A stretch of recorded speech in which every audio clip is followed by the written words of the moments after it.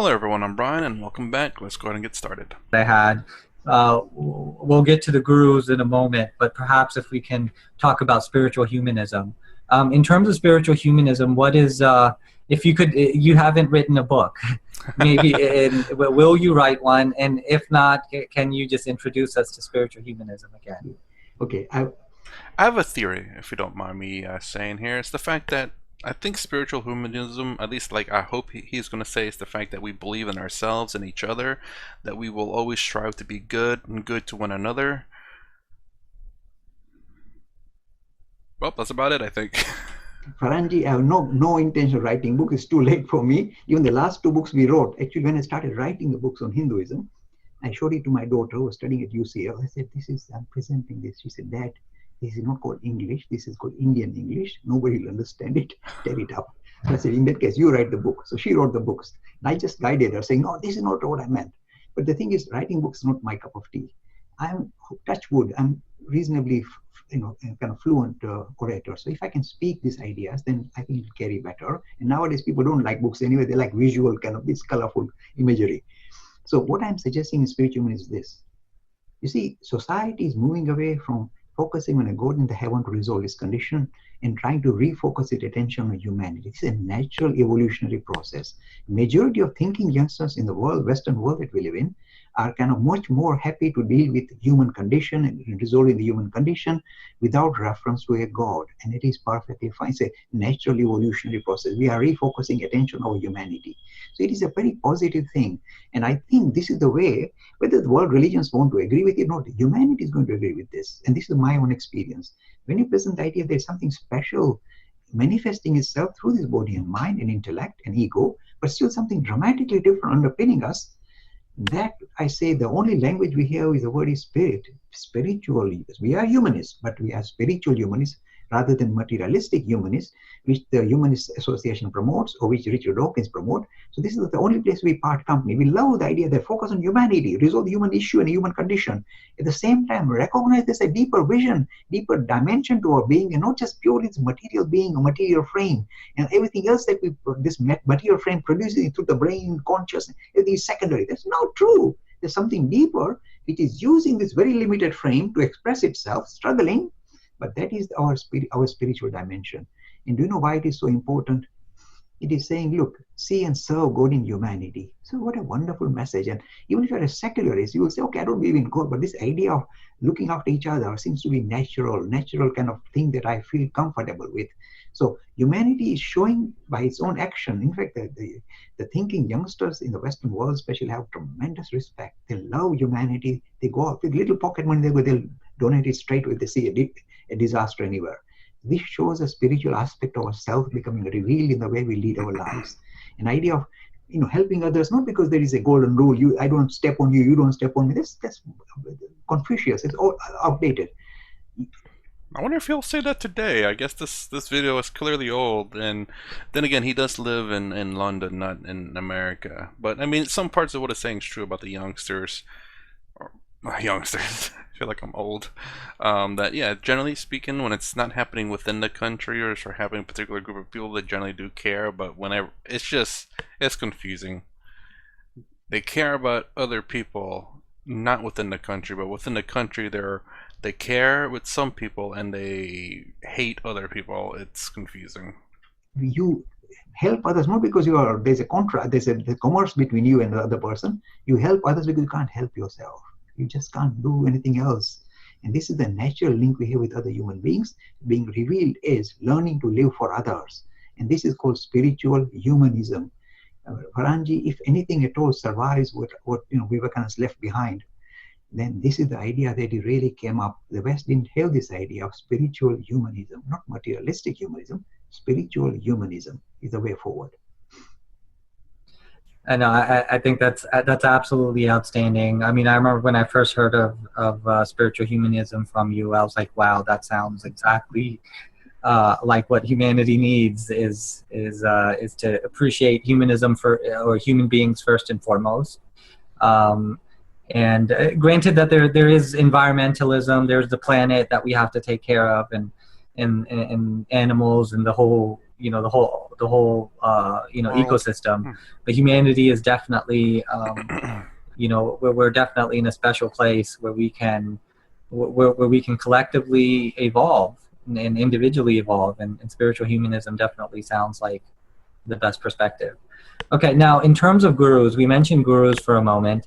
So my question about gurus is this: there will always, because humanity has a plethora of personalities, right? And there's this archetype, if you will. There's this personality that emerges called you can call it the yogi, you can call it the mystic, that type of person. And just like any other personality can't help but to be themselves, that this personality has to find ways to express themselves as well. And so we're going to have people who have that inner yogi or that inner mystic wanting to be expressed. And I don't think that we should blame people for that. I think what happens sometimes is that because there's crooks as well, right? There's crooks as well. There's charlatans and stuff like that. So we have to keep an eye out for that. But even in terms of those individuals who seem to have mastered themselves to some degree or to a large degree, would it be safe to say that no one is infallible? So, for example, as a Swami Vivekananda, as outstanding as he was, as precise as he was, as articulate as he was, as truth and divinity just poured through him, while all of that is true, would it be safe to say that it's inappropriate to say that anybody would be infallible or unable to have errors in judgment or unable to make mistakes?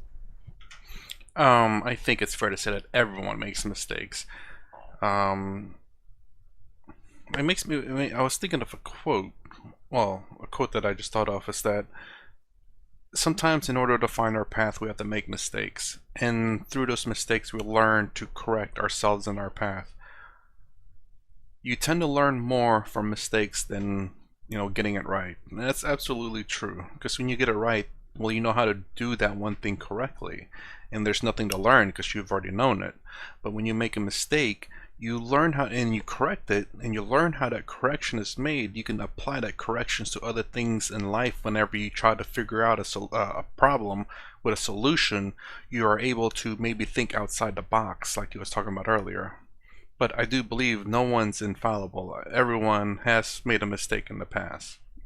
First of all, yes, even the top personalities, whether it's Rama or Krishna or Vivekananda in modern times, when they are in the human frame, they also have human failings. Very honest. Always be honest. Don't exaggerate. Just say be very careful. But the other issue that you raise is very important. I've been focusing on it, and I'm very rough on this. You see, because in the Hindu system is an open system, it is easily abused. This is the unfortunate price we pay for being very open-minded. So in other traditions, other religions, there is very set system in play, and you cannot bypass it. You have to go through this, pope or whatever, cardinals and so on. Here we don't have that system. So what happens is a very open system. Any open system is, of course, open to abuse. Now my issue is this: for every one Vivekananda, we get 99. You see, you didn't mention the percentage. I'm giving a percentage. My own kind of way of working things. I would say 99 charlatans climbing the bandwagon of Hinduism, and tell you how I define them. First of all, who are the people of authority according to me? This is my personal take, and you may not agree with me, but so be it. My take is those individuals who say spirituality is a matter of experience, first-hand encounter for me, first-hand, my friend, and you can make out the moment they open their mouths, these guys are talking from first-hand encounter. First-hand, they know what they're talking about. Because very original material will come out of the lips, not some Bhagavad Gita. Something new will pop out which will thrill you. So this is the sign of a litmus test of a genuinely spiritually awakened individual, ancient or modern. Now, this is the best way of saying that, okay, here is the guy who is talking from experience about the spirit, Atman, Brahman, whatever you like to call it, or even experiencing gods and goddesses. Good for him. So he's talking from experience. The moment you come across such individuals, I bow my head down. I say, these are the people who can, in a way, touch me or catch my attention, because here is, if you like, spirituality taking a human form and interacting with me, even in the limited way, with the human failings too, but so be it. So this is the way I link with I give the highest dignity to people who say we are spiritually, not just, look, again, there's a problem. For every genuine one, there are a host of others who are either self-deluded or out to delude us. There's a huge host of them. The self-deluded ones are those who say, because they are very good orators. They're doing stories of the Purans and the Kathakar, they're called Puranis. There are a host of them, hundreds of them, thousands of them in India, and they wear all these colorful stuff. Okay, fair enough, but they're just colorful narrative storytellers. So they're just glorified storytellers. But because people respect them so much because they're telling stories of Ram and Sita and all that, they feel they are such thrilling personality. It goes to their heads. So they become self-deluded. They think they are the spiritual masters. They are just glorified storytellers, full stop. Learn to stay with that. Don't exaggerate your position in the hierarchy of Hindu tradition. Then there are second lot. The second lot are more like pandits. So they kind of are very clever at evaluating the Sanskrit slokas, the verses, the Gita, etc. They memorize them, they throw the Sanskrit in your face and knock you out. And they'll give all this articulate explanation and so stylish. Wow! They are pandits. They're very clever clogs. They're intellectually very sharp cookies who are able to present, release ideas in a very intellectually sharp manner. But they're pandits. They are not touched base with what is called the spirit. So they're just pure pandits. So they become self-deluded and say, oh, yes, we understand the Bhagavad Gita, we understood the sloka, and everybody applauded. So we must be the spiritual master. You're not. You are just a clever clog. Second lot I dislike. These are again self-deluded. Then you see we have those. Again, this is a very important thing I must mention. Who parade, if you like, very simple psychological ploys, or if you like, worldly wise ideas. They are very good. They offer you very interesting psychological ploys of how to handle your stress and problems and go get over anger and how to live your nice, very peaceful life and loving life. All that. They're just using psychological ploys, including, if you like, some worldly wise advice. Nothing wrong with it. I'm not saying that, but again, that goes to the head. They think they are now the spiritual masters. How. When I look at them, when I read between the lines what they're saying. It's just pure psychological ploy or purely, nice worldly advice. Good for them. Millions of people give good worldly advice. I get them 100 on WhatsApp every day. But that is all they are. Again, the parade is, they again become self-deluded. These are okay. The thing is gone to the head because the public applause has in a way taken them into the stratosphere. Then there are other lot. They are, if you like, out to delude others. These are frightening personality, frightening. You may have heard recent case in India, I won't mention any names, where these individuals were doing horrendous things in the name of religion. And the worst culprits are those who use religion for purely commercial purposes. To turn into an idea of religion, use it in such a way they can become millionaires, not billionaires. And they're using the back of Hinduism for commercial reasons. Again, this undermines the dignity of this marvelous, very honest tradition. We never look for money or commercial interest. You can see that in a lot of churches in America. Like crazy amount. Like I think you can YouTube search. I've seen this on YouTube, by the way, where you look at like mega churches. I think that's what they're called. So if you search up mega churches, it's crazy. And then you hear the explanation of these priests of why they can do this. So the ones who are genuine will never ask for money, never ask for your loyalty either, saying, sit at my feet and so to you. They won't do that. They are out to empower us. And these are the genuine masters like Vivekananda that I respect. Awesome, Lakhani ji. I definitely appreciate the aspect of simplicity and karma yoga, being selfless and stuff like that.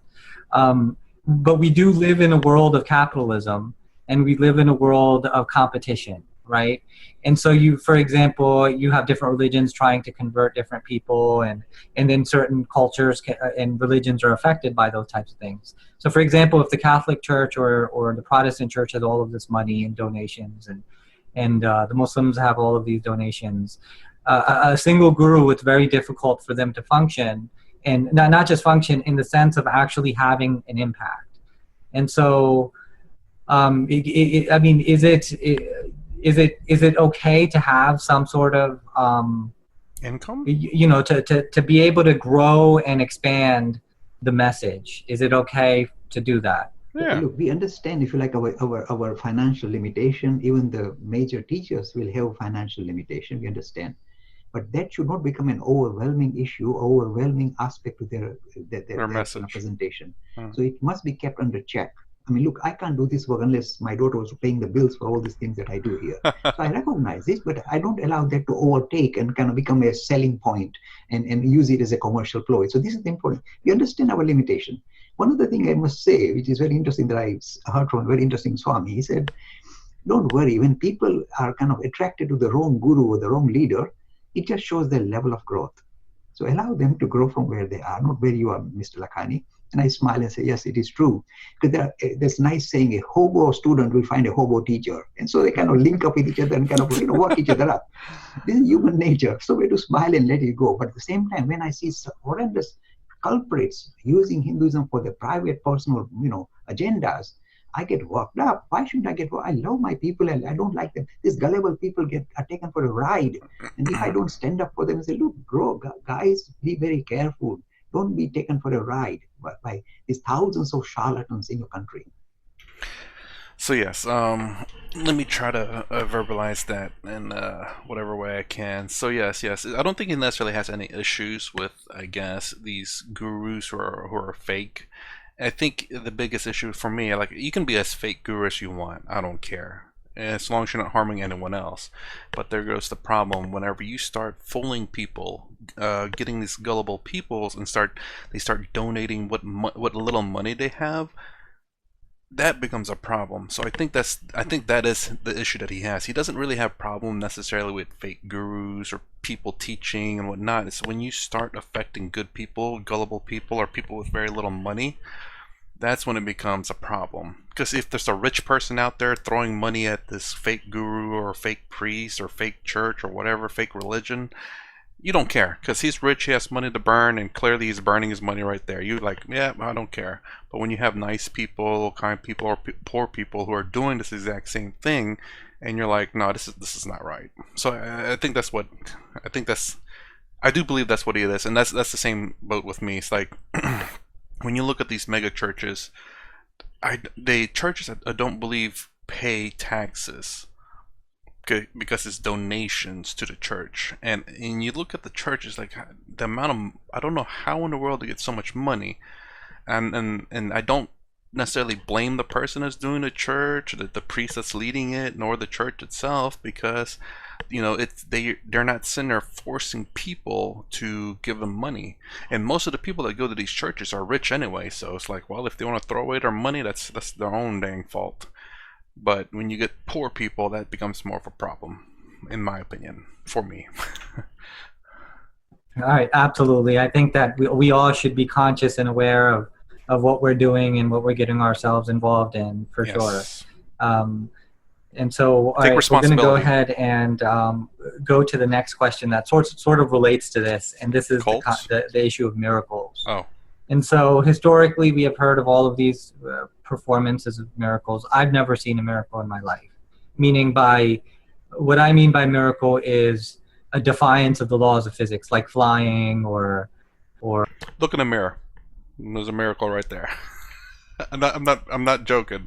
Like, I think everything in the world is trying to kill us. Not really, not intentionally. It's just, asteroids can just come land one day in your house and land right on top of you. You walking across the street, car comes swinging by, and boom, plane comes crashing, engine drop, or the blue. Don't worry about the blue stuff from the plane. That's poop. But a tiger just comes out, or a lion, or whatever else, and germs and bacteria is out there trying to get rid of you too. It's not like they're intentionally trying to kill you, but they're just doing their own thing, and the thing just so happens to end up that way. I don't know, maybe that is a bit praising a bit much to say look in a mirror and you're a miracle, but in a sense it kind of is, because you can look at the world that's trying to kill you, but at the same time it's not literally trying to kill you. It's just everything is trying to survive. And they need to eat. Even viruses, I'm sure viruses programmed to reproduce, or raising from the dead, or and stuff like that, or materializing stuff. I've never seen, although I do think that humanity is evolving into some of these possibilities, and I do think that there's, as we've discussed in the past, that there's mystical experiences, different states of consciousness that are possible, different perceptions that a person can have. But that's not a defiance of the Newtonian laws of physics as we know them. So in the situation of where people can claim that they've levitated and stuff like that, or Jesus walked on water, I've been highly skeptical of that. What is your take on that? I agree with you completely on this issue. For example, a few things, let me just touch on it, because one of the proofs they say of God is that he can do miracles. Now, you see, you may sound that, oh, because a lot of people are saying that that's the only way we can be sure there is God, because they can break the laws of nature. Now, David Hume, and all these kind of wonderful philosophers can knock the hell out of this argument, saying that there is always a small possibility of something will happen when somebody say recovers from a serious illness. There's always a possibility, and that became a reality, and you can't call it that miracle. It's also very much in the laws of physics. So this is one way. The other thing is this. If you ever look, I think about this very carefully. If you ever think that you pray to God, oh, help this mother, etc., she's ill, and then God does a miracle and the mother recovers. I'm just giving a simple example. So you say, oh, yes, I believe in God now because look, my mother's doctor says she's going to die and she's recovered now. Now, if ever you try to propose that idea as showing that God's existence, then I say that God is shown in a very poor light. He's a horrible fellow. He will only help you if you bow down. I'll give you prayers. Please help my mom. So that means this God is a commercial guy. He's not really what he's supposed to be. He Sorry. destroy his dignity. We say if he only helps you when you are kind of, wow, you're struggling to pray to him. And so, okay, this is. Sorry. What he's saying right here is exactly my thoughts on that. This is sheer fact that, oh, God will only answer you if you pray, or God only answer you if you believe in him. Basically, he's like basically, I just repeated myself there. He is like a human being with an ego to the point where, oh, you're not praying to me? Oh, well, you can suffer then. As a matter of fact, here's a plague.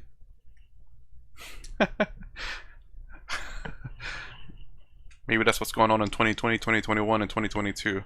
But it's just that has been a very big issue. It's like if that is in fact true about any god, that they only help you or do good things for you if you believe in them, you bow down to them, you bow down to their ego. That is not a good God to believe. So, but yeah, that exactly what it's saying is my thoughts is that it's not a good God. The God is not good if in order for him to do good to stuff for you is to bow down and kneel down to beg and be in a sense a slave to the God. It's terrible. This God shows God. He should help those people who don't believe in himself. These poor people even don't believe me. Let me help them more. It should be like that, not the other way around. So this one. You see, the other important thing is this. This is what I suspect is actually happening. And in a way, you touched on it when you mentioned this question. You see, we have a physical dimension. We also have a metaphysical dimension that we have not fully mastered. And this idea that we have certain inner powers within ourselves, our mental powers, etc., are very powerful. And modern, medical science is also showing this. Those people who go to the hospital who are very optimistic come out much faster. Those who are pessimistic die most probably. So in a way, our mind does, in a way, affect our physical well-being. Now, this is just a minor example. But for the great enlightened personalities, I think their mind, don't forget, our minds are connected with everybody else. Mind is a cosmic mind. We're just individualizing it. So if these great masters are able to, in a way, control their mind, have a handle on their mind, they can do things which appear as miraculous because they are, in a way, the mental mode, if you like, the mental aspect of being is, in a way, kicking in. So when somebody prays feverishly, God, help me, help my mother, actually what I'm saying is this, it is their own inner spirit. In their own inner spirit, it becomes invoked and in a way brings about a positive change, not some God sitting in the heaven. That's one aspect. The second aspect is this. You see, when you kind of focus, this is a lovely thing that I love from Buddha and Vivekananda. Buddha said, somebody came in, one of his disciples, look, this man was able to levitate this thing, from the floor. Buddha said, bring that cup here. He stamped on, he said, don't get caught up. Anything that kind of defies your rational faculty, and David Hume will like Buddha, anything that defies your rational faculty, reject it, my friend, because then you are going to a very weird world, disjointed world. So anything that doesn't fit with your own little commonsensical kind of world that you possess, even if it may be very limited, then don't swallow it because it creates indigestion in your system. So spit it out. So idea of miracle goes against everything that Vivekananda or Buddha, or I would suggest, it flies in the face. Say that simply, you say that you have inner powers, you might be able to invoke it in certain circumstances. Don't blame it or even admit this something to do with God. It's you, your own spiritual dimension, in a way gives you the tremendous power to bring about a physical change. Should you use it for some doing magic tricks? Again, a beautiful example, a nice example they use in the Indian tradition. There was a great yogi who sat under a tree and meditated for 20 years or whatever and acquired tremendous powers. Siddhis, they're called siddhis, mental powers. And he went to the river and he wanted to cross the river. And he said, okay, now I'll show you what powers I possess. And using his mental powers, he walked across and came back. And he told the boatman, see, this is what I possess. The boatman said, you spent 20 years developing this so that you can walk across the water. You could have given me 2 annas, 2 pennies, and I would have taken you on the boat.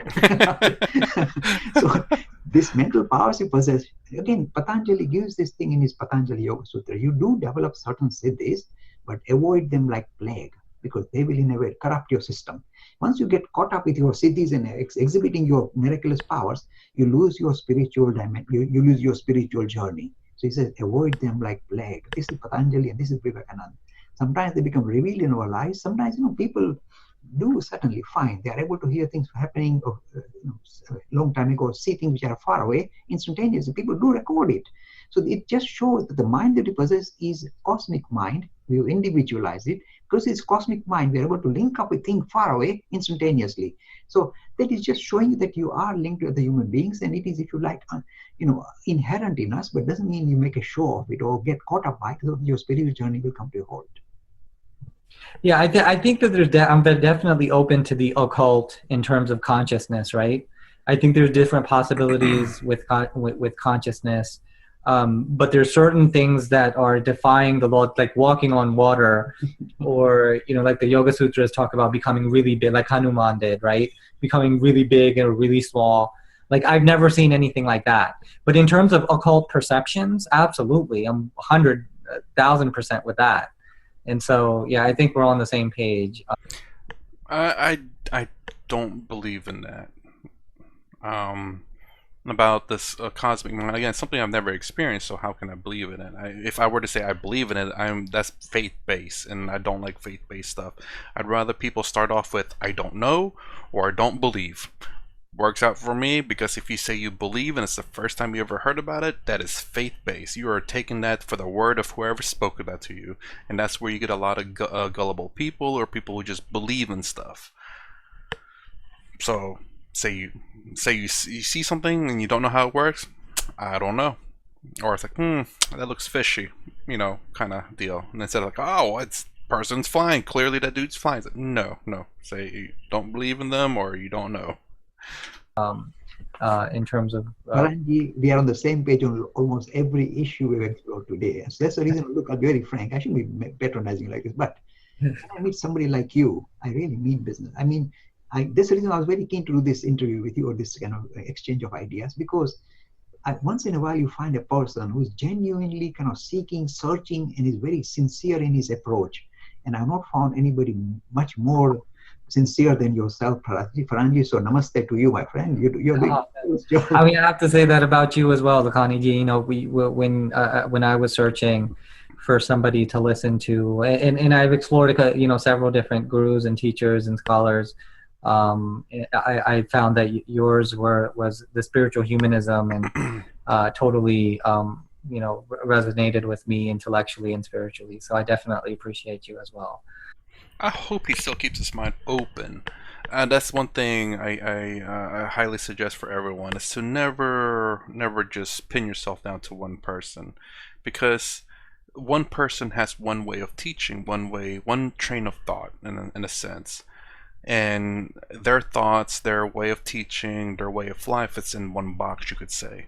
And then you have another person who may has a different thought, a different way of life. They're a different box. So if you're able to see how each person does it, you can create your own box, your own way of life, by taking the good from either one, or maybe even if most of the good stuff that you take is from, say, Lakhani here, but still keep your mind open to other gurus, other teachers out there, just because you never know if maybe Lakhani says something you're like, I'm not sure, I don't quite understand, and someone else explains that exact same thing, you're like, oh, I understand them both now, okay, that's cool, I understand better. Or maybe you say like, oh yeah, I understand Lakhani, then you watch another guru or Swami talk, it's like, now I understand it so much better now, which that has happened to me. I watch everyone just because everyone teaches a little bit differently, everyone explains it a little bit differently, and as I watch more and more from different people, I better understand it because it's explained in multiple ways. And sometimes the way Sadhguru says it doesn't quite work for me. Sometimes Sarvapriyananda, Swami Sarvapriyananda, that says it and doesn't quite work for me.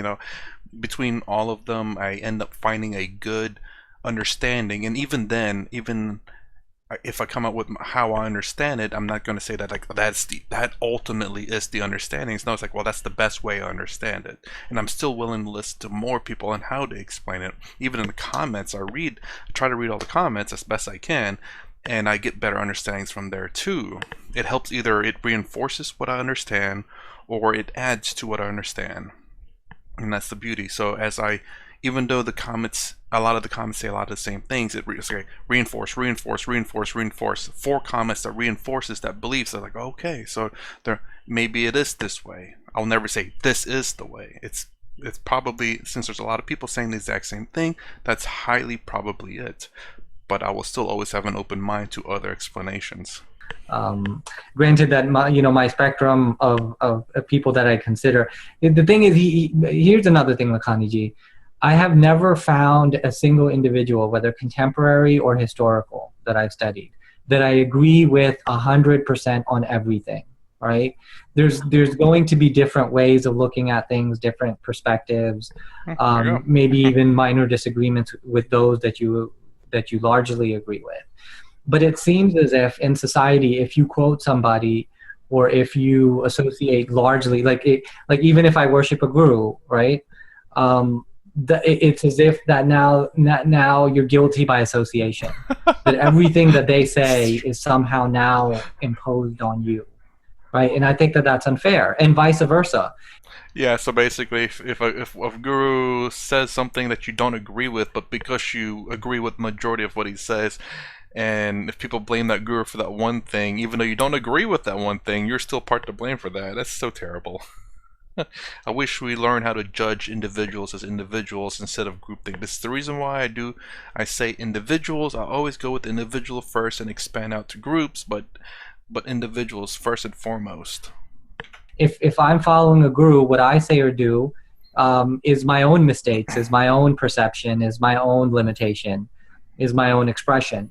So, like for example, if I worship a guru, and I say something that's nonsense, then that could be my mistake, right? I'm learning, right? And so I don't like this idea of, lumping somebody. It's almost like a cult-like behavior, where you have to agree 100% on everything, and that's just not how humanity works. Mm-hmm. I mean, there are some people who get caught up, and as long as they're mesmerized and in that blissful state of consciousness, that's all that they need. They don't need to logically think. They don't need to question anything.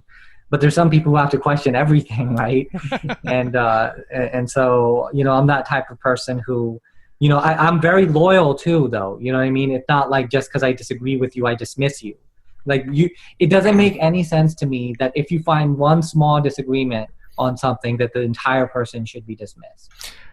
100% agree, because I've talked to 2 people in my workplace, and I'm like, it's like, oh yeah, he talked about this one thing and it was wrong, so I don't believe in him. I'm like, and so I asked this person, it's like, so what about the rest of his videos? Were they right? It's like, yeah.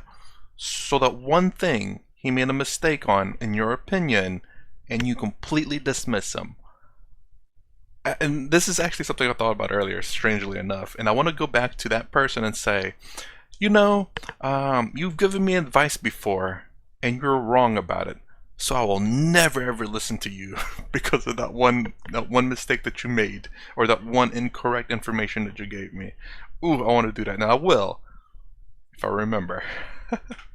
I don't understand that. Yeah, right? Makes really some sense. Some very important issues. Look, for example, if you agree 100% with a particular guru, do you know what it means? It means you are a clone now. There's no individuality left. You're just nothing but a replication of that. So it's good that you don't agree 100%. Thankfully, you don't. I'll give you something very interesting. It came from my mentor. Again, I'm not plugging him. He doesn't need plugging. He said, don't become a Vivekanand. Become better than a Vivekanand. See the difference.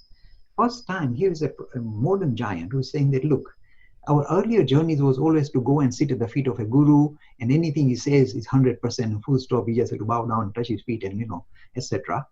The thing is, here comes a new vision. He says, no, don't sit at the feet of a guru. Stand on your own feet and sort yourself out. Be your own guru. This is frightening. People don't like it. The reason why people have a habit of clinging onto a guru's feet is because it shows their weakness.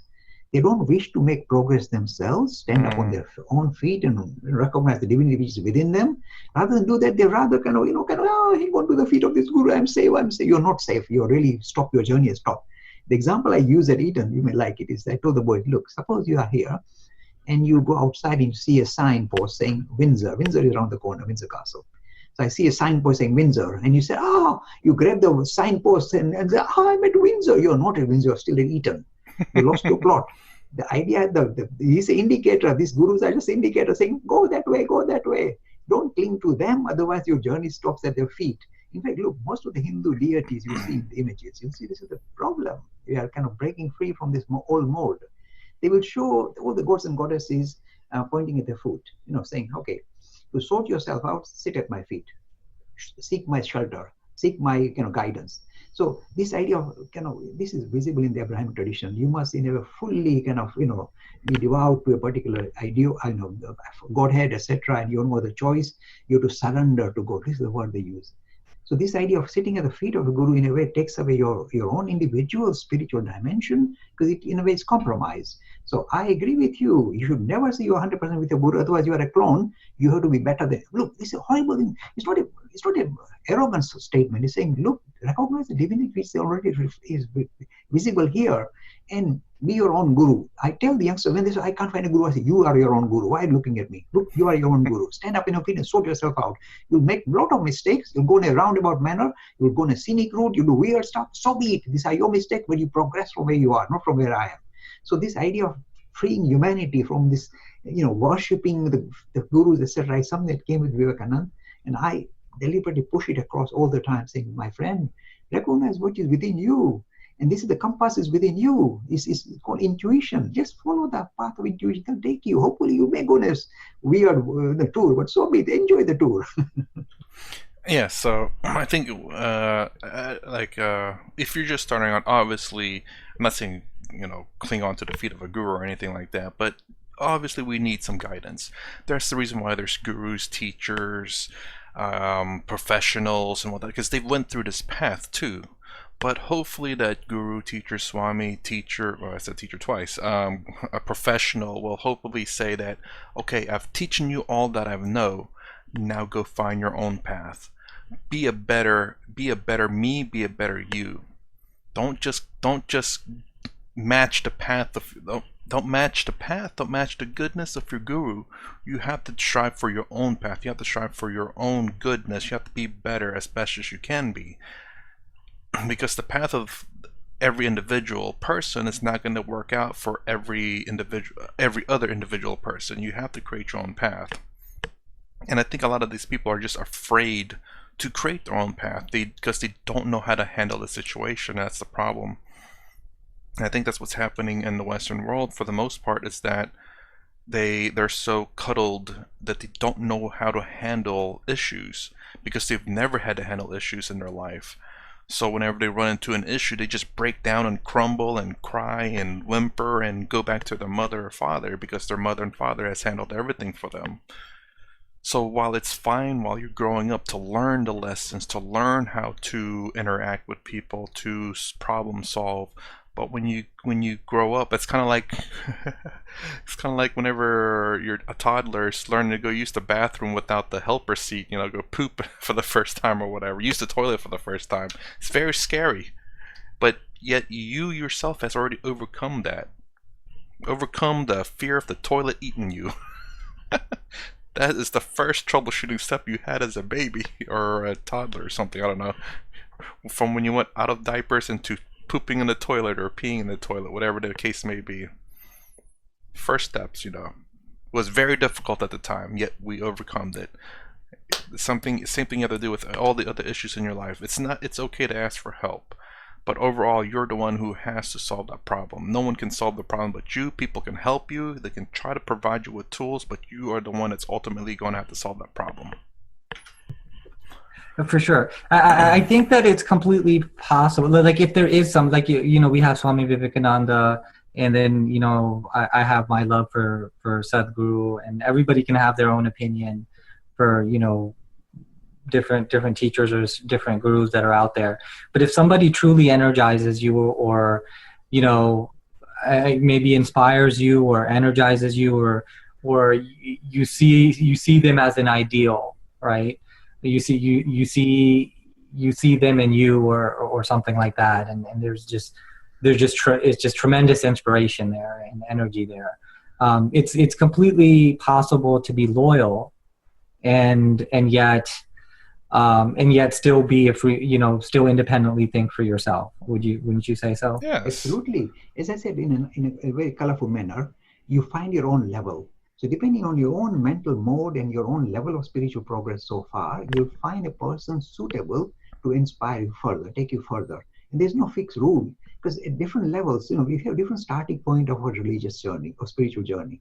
And at that level, we may be attracted to certain personalities, or we might finally let go of those personalities, move on to further higher level, but not higher or low, but different level. So we all continue to evolve, and the idea is that, look, never shackle anybody saying only believe this guru or this prophet. I don't do that to anybody. Don't say, oh, Vivekananda, if you like him, good for you. If you don't, worry, just don't go look for somebody else. But the thing is, we have our own perspective regarding spiritual progress, and a person who in a way focuses or polarizes their own thinking, let that person lead you, and perfectly fine. So what I would say to that is, I certainly hope that gurus want you to question everything they say. Well, not annoyingly, but to question everything they say in your mind, to rationalize it, to make sure that what they say is in fact that works for you. And if it doesn't, then voice your opinion, question it, challenge it, and to have an open and free discussion upon it. And then if you're wrong, or if what your thought is wrong, then to say, oh, I'm wrong in my thinking, I agree with what you say, or say, oh, I disagree what you say because of this. And again, you don't have to be necessarily wrong either, because what he says may be the path that, or the tool, the path that works for him, and maybe the tool and the path that works for you may be different. And I would assume that a guru or swami would say, very good, I'm glad you disagree with me, I'm glad you challenge my position or my thoughts, to make sure that the path, the tool that you're using is correct for what you need it for. Because I cannot tell you what is right and wrong for your path. I can only provide tools and hope that you find a way yourself. Because if I'm sitting here leading you and leading you down the path that I'm creating, then all you are is just a puppet. You have no train of thought. You have no ability to go through life and overcome struggle.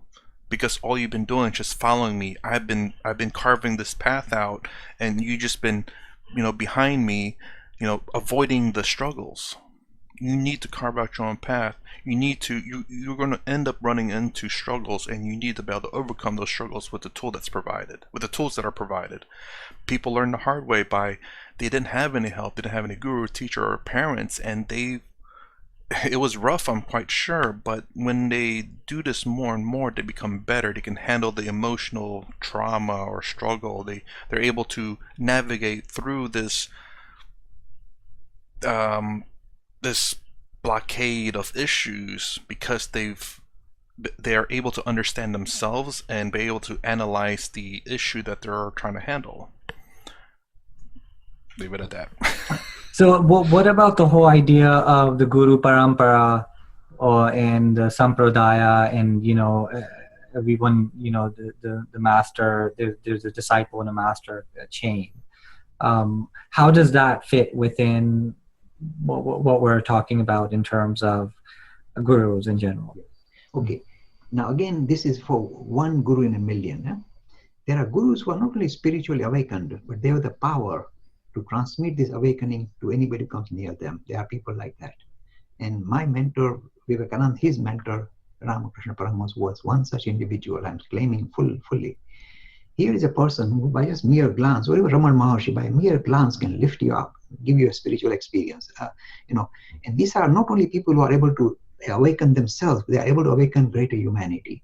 So there are few, literally, you don't get them easily. There are those who are enlightened, but they can't pass this enlightenment to others. So they're stuck. But those who are not only just enlightened, but can pass on this experience to others are very dramatic. And those guru, I would say that guru parampara is genuine, because here, with a mere sight, mere touch, he can lift you up and permanently send you off on a spiritual journey. A real spiritual will take you to the end. He won't let go of you unless you reach your conclusion. These are the genuine ones. So guru, shishya parampara, in this sense is fine. But when you have a guru who is blind himself, when I say blind, means spiritually blind, where is he going to lead you? See, when you have guru, shishya parampara, he is blind and the shishyas are blind and the thing carries on. Now, again, let me comment on the sampradaya, idea of sampradaya. Sampradaya means consolidation. Now, it's a good idea because there are different ways of making spiritual progress in ancient mode India. Have become polarized as different sampradayas. Consolidation means certain movements come together because the people who belong to the movement kind of, in a way, polarize that idea about how to make spiritual progress in a particular mode. So they kind of support each other. So this is the idea of sampradaya. So there's nothing wrong in Hinduism. Is nothing but if like a whole family of sampradayas, different ways of people polarizing themselves to be spiritual with a particular ideology and so on. And majority of them are pretty good. They're genuine. There are some who are almost cultish. They will not let you think for yourself, and these are for you to run away from them.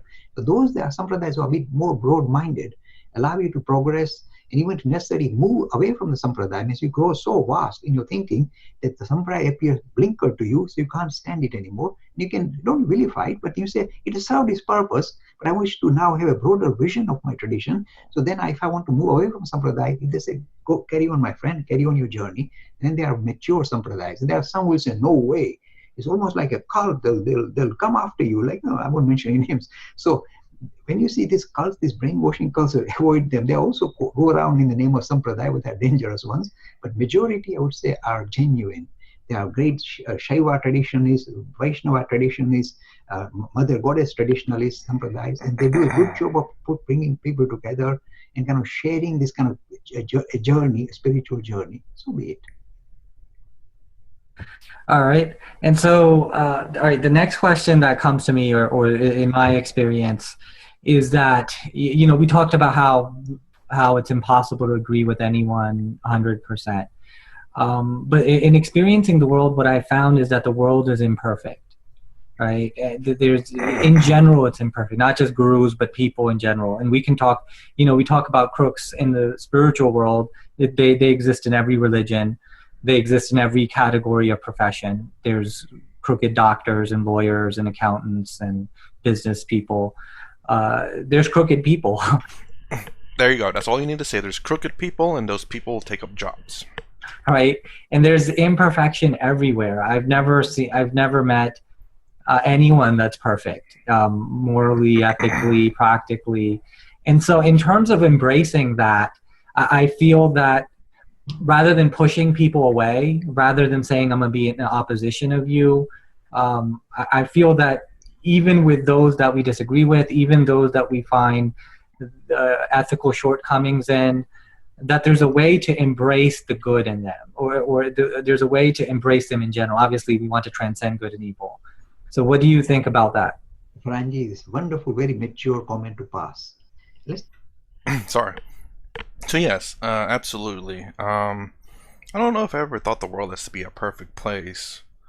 I understood there was good and bad, but I've never applied that to the entire world. But I won't say recently, but a couple of years past, maybe even a decade ago, or a couple of decades ago, I don't know, that I've concluded that the world has good and bad people in it. It's not to say that there's good and bad officers, because first and foremost, those are people too, they're human. So therefore, if you just say that there are good and bad humans, then that applies to every profession and non-profession out there. But yeah, and this goes back to me saying I am human. Humans are imperfect, and that's what makes humans interesting in a sense, because of the imperfections. It is the imperfections in us that makes us quite interesting. It makes life not boring, but some of those imperfections are quite extreme. Let this be the final question. I tell you, because I have to rush away in a minute. The reason why it's very mature is this. The world that we encounter, the world that we kind of live in, we say is underpinned by the pure and pristine spirit. It's pure and perfection itself. And you say, but Mr. Lakhani, just look around. Nothing perfect. Everything is imperfect. It's jagged. It's weird, vicious, vindictive. Forget the human kingdom. In the animal kingdom, the living kingdom has so much viciousness. Nature is red in tooth and claw, as the biologists say, quite rightly. So how can you reconcile this perfect, pristine underpinning and this horrible, jagged world that we encounter? With great difficulty, and this is why we invented one term to get around this difficult issue. It's called Maya. It's just the appearance. We say, but Ms. Lakhani, the appearance is very severe. It really hurts. This hurts. It hurts. This is the problem with Maya. It's not easy. So the world that we encounter is jagged. It is vicious, vindictive, etc. And yet you have to live with it. So how do we do this? And one of the wonderful things that came from Sri Ramakrishna's companion consort, Shardamani, is very good. He said, my friend, if you want to really live a spiritual life, look at everyone, everything, not as if it is in competition with you, but it's in a way asserting your own existence. See the difference? Even an evil man is in a way imposing on you the fact that, look, I exist evil, I'm going to beat you up. And that in a way enhances your own understanding that you exist. You exist. That is the heart of spiritual teaching. Exist, I exist. So in a way, anything that enforces this idea that you are existing, even what people we consider to be evil or monstrous, when you look at this in this particular manner, that they are in a way enforcing this idea onto that, my friend, you exist, then you smile. Even with the horrible monsters, you smile. And this is the way you embrace the whole of this creation, good and bad. And this idea of some evil, horrible, everybody's underpinning is spiritual, is pure and pristine, but they go in a very horrible, scenic route through various incarnations, and they come out in this horrendous manner. So smile and say, this is their trajectory. It's not so same as, it's very jagged, but so be it. But the fact is, it is in a way reflecting one thing again and again. Existence, my friend, asti, you are the nature of existence itself. And this human being, even though he's cancerous, etc., is in a way telling you, embrace the idea you exist. He's kind of allowing you to think you exist, even though in a very horrible way. So this is the way you encounter, make everybody your own. These are the words of Shardamani. Make everybody your own, my friend. Then you can be at peace with the great creation, and you don't feel kind of hurt anymore, because you see, this is the way the world is. This is the way the cookie crumbles. And smile. The way the cookie. This, Paranji. It's been real pleasure. Sorry, the way the cookie crumbles. Did he get that from Bruce Almighty? Absolutely. Thank you so much. Thank you so much, Lakhani. It's an absolute honor. Absolute honor. Namaste. Namaste. Namaskar. Namaskar. Okay, so yeah, the one thing that will make life a lot easier I do believe, for you, and it's what it was saying there, is the fact that the world is the way the world is. There's nothing you can do about it. Same thing what Sadhguru is saying. You can't control the world. You can control other people. You can't control other animals. There's nothing you can do about that. You can persuade them. You can talk them into this, and maybe they'll do it. But there's no guarantee in that. But you have absolute control over yourself, your emotions, and everything. When you can accept the world for what it is, however humans are, however animals are, then life becomes a lot easier. There's a lot less suffering. And this is the kind of the conclusion, not conclusion, but this is the thing that I've come to realize myself some time ago, is that I understand that the only thing I can control is, I will say, myself and my surroundings, inanimate objects in my possession. But I can't control other people or other objects or animals. And whenever I came to that understanding, life got a bit easier for me. I'm not saying it's all perfect and dandy or anything. I'm still struggling with other things in life, but at least that much of life is much easier for me. So when you realize that, life does get a little bit easier. I'm not saying it's perfect, but it does get a little bit easier. Well, anyways, that's the end of my reaction conversation with Jay Lakhani on free will, cults, gurus, reincarnation, etc. If you like my content, please consider subscribing, thumbs up, thumbs down below. Thanks for watching. I'll see you in the next vid.